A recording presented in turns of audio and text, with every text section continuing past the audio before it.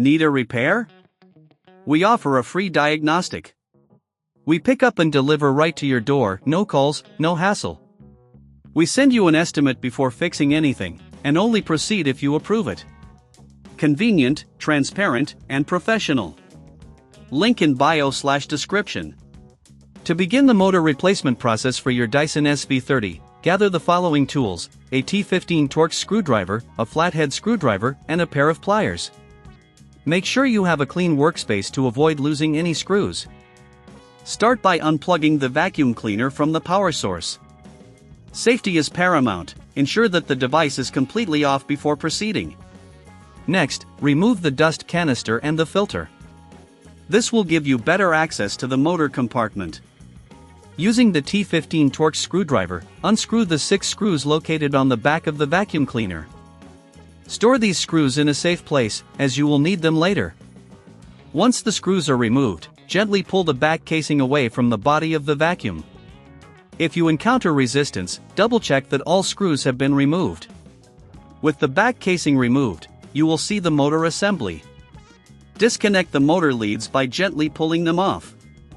This may require a little force, so use your flathead screwdriver to assist if needed.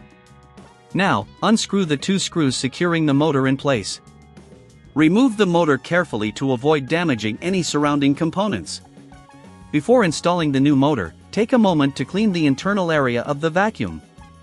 Use a dry cloth or a small brush to remove any dust and debris. This will improve the performance of your vacuum once the new motor is in place. Now, take the new motor and align it with the mounting holes. Secure it in place using the screws you previously removed. Reconnect the motor leads, ensuring a snug fit. If you don't have the tools or prefer a hassle-free experience, remember we offer pickup and delivery at your home for your convenience. Once the motor is securely installed, reattach the back casing. Align it properly and press it into place before screwing it back with the 6 screws. Make sure everything is tightened well. Finally, reinsert the dust canister and filter. Plug the vacuum in and turn it on to test the new motor. If it runs smoothly, congratulations! You have successfully replaced the motor in your Dyson SV30. If you encounter any issues, don't hesitate to reach out for professional diagnosis without obligation. For those who prefer not to deal with repairs themselves, we offer quotes before repair so you know exactly what to expect.